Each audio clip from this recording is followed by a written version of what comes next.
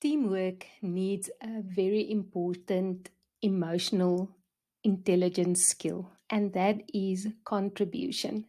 Teamwork is not teamwork without 100% contribution of each member of the team. When someone is not doing their part, not bringing the goods, so to speak, that is when conflict and dissension rear their ugly heads in a team scenario. So, what is the principle of contribution or contributing? The spiritual principle. Well, for me, it is to always bring the best version of yourself. That means working hard on yourself, sharpening your tool, and then when you bring your best version, to add value to the team members, to the environment, with yourself, with the gifts that you have in yourself. There is a very good biblical example of contribution when you read the story of Rebecca and Abram's servant who was sent to search for a wife for Abram's only son, Isaac. Well, the servant was quite worried and he prayed all the time, and he prayed for a sign that he will know when it is the right woman to choose for his master Isaac. He said to God, "Please show me your love for Abram and for Isaac by giving me this sign." He said, "When I'm standing at the water spring and the women come out to fetch water or draw water from the well, and I ask one to give me some water, let her then say, 'Yes, please take some of my water, and I will also water your camels.'"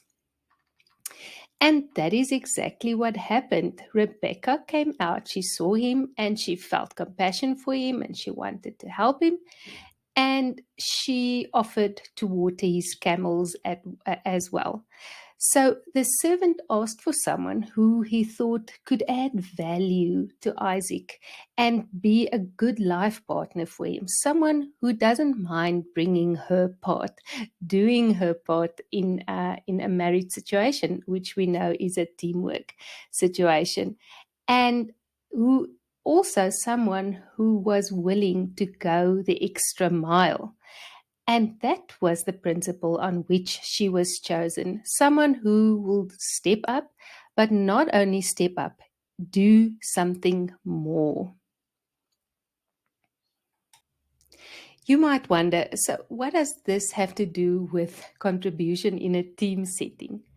Well, in his John Maxwell Bible, John Maxwell interprets the situation as Rebecca contributing by watering the camels. And he draws four principles from this, and I'll share the one with you.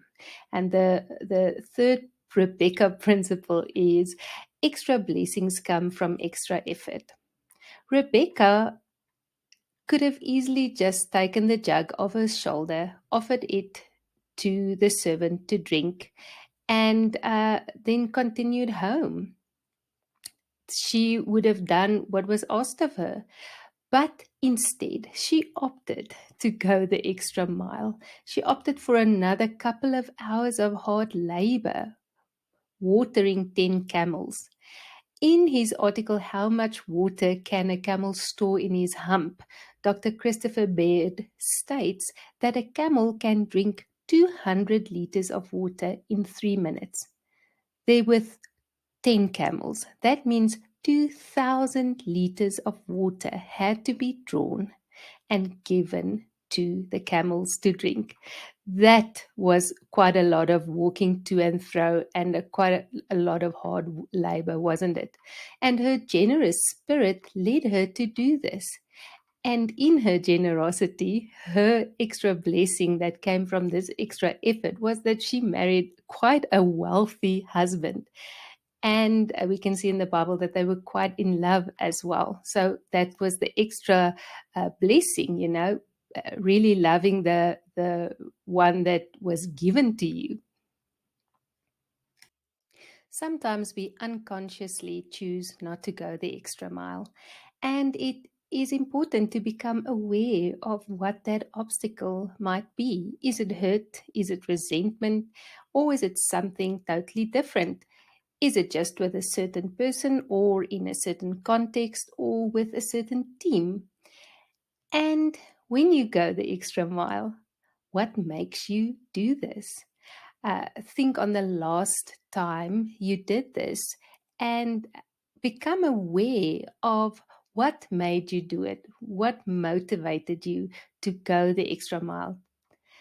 Answer the questions here on the screen for yourself to help you improve your self awareness around this emotional intelligence trait or gene, as we call it. When do you go the extra mile? What was the last time you did it?